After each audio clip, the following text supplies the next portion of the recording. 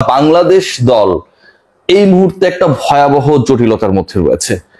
Super 4-এ খেলা নিয়ে যে অনিশ্চয়তা তৈরি হয়েছিল সেই অনিশ্চয়তা কেটে গেছে।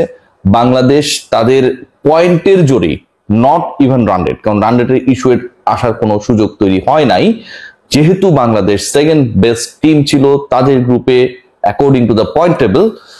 সেভাবে টপ 4-এ যাওয়ার পরে প্রথম ম্যাচটা রাত পোহালেই এগেইনস্ট শ্রীলঙ্কা বাংলাদেশের গ্রুপমেট ছিল এবং শ্রীলঙ্কার বিপক্ষে বাংলাদেশের পারফরমেন্স খুব একটা ভালো ছিল না।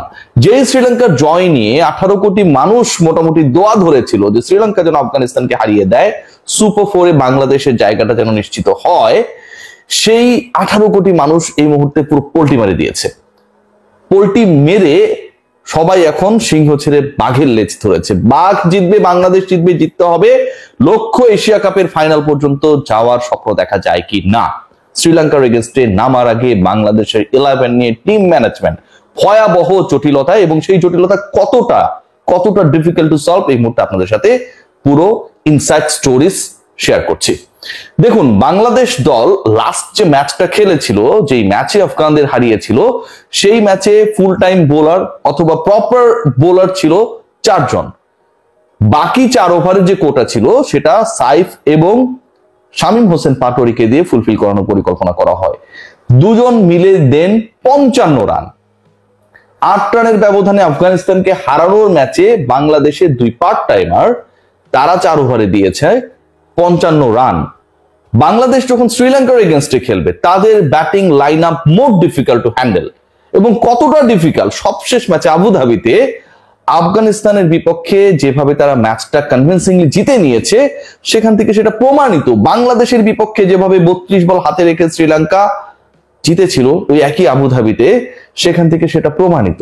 So difficult comparing to Afghan batting line up, সেই difficult batting line up Sri Lanka যারা এটা নিয়ে খেলতে নামবে তাদের এগেইনস্টে কি বাংলাদেশ পাক্কার মধ্যে নামিয়ে দেবে? একজন বোলার পাচ্ছে স্কোয়াডে 11-এ, একজন স্পেশালিস্ট 11-এ, একজন full time bowler, proper bowler, team management বাড়াচ্ছে। 4 জন বোলারের ঝুঁকি বাংলাদেশ দল is not going to take.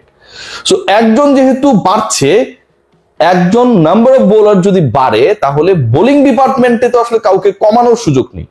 হয়তো কারো রিপ্লেস কেউ হতে পারে, কিন্তু কেউ কাউকে এমন ভাবে রিপ্লেস করবে না যে ও নাই হয়ে গেছে। ব্যাটিং ডিপার্টমেন্ট থেকেই একজনকে বাদ পড়তে হবে। সো ব্যাটিং ডিপার্টমেন্ট থেকে একজন বাদ পড়ছেন, সেই ক্রিকেটার কে? সেই আলোচনায় রয়েছে আবার 3টা নাম।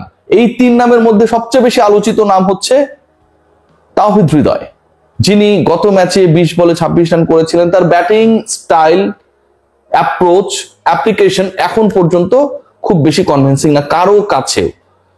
রয়েছেন আমাদের টেলে যে 2 জন ব্যাটিং করেন, বিশেষ করে 5 এবং 6, শামীম হোসেন পাটোয়ারি এবং জাকির আলী অনিক। লাস্ট ম্যাচে তাওহিদ হৃদয় তো কিছু রানস করেছেন, 130-এর কাছাকাছি স্ট্রাইক রেটে ব্যাট করেছেন, কিন্তু the way Zakir Ali Anik miss the balls to hit to touch, last 11 বলে 5টা ডট, যার মধ্যে টানা 4টা ডট দিয়েছেন জাকির আলী অনিক। সব বল একইভাবে লেগ স্ট্যাম্পের মানে লেগ সাইডের দিকে টেনে মারার চেষ্টায়, এন্ড হি ওয়াজ ফেইলিওর। স্লোয়ারে কিভাবে অ্যাপ্লাই করতে হয় স্লক্স ওভারসে, ওই কাজটা জাকির আলী অনিক করতে পারেন নাই।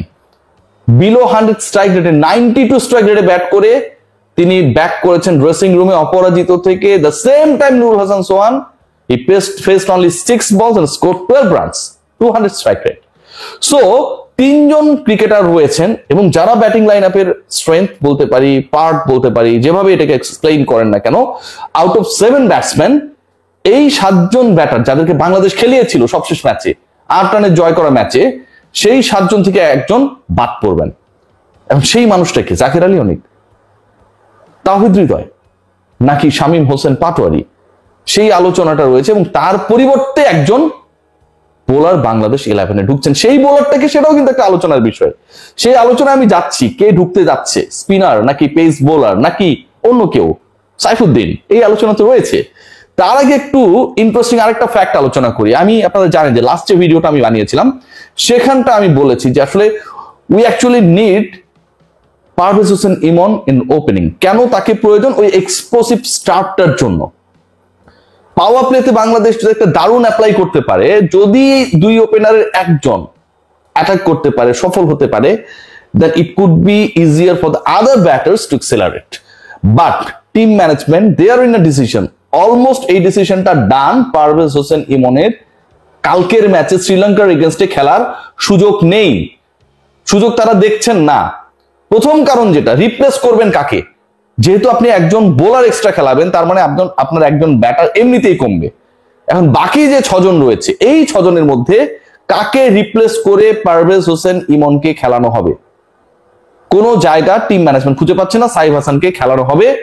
28 বলে 30 রান করেছেন, ওপেনিং এ দারুণ একটা পার্টনারশিপে তার একটা রোল ছিল, বল হাতে বিফল হয়েছেন, কিন্তু তাকে খেলাতে চায়।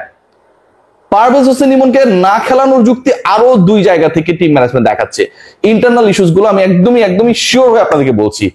আমি হয়তো এখন অনেক দূরে অবস্থান করছি, বাট জিনিসগুলো জেনে গেছি।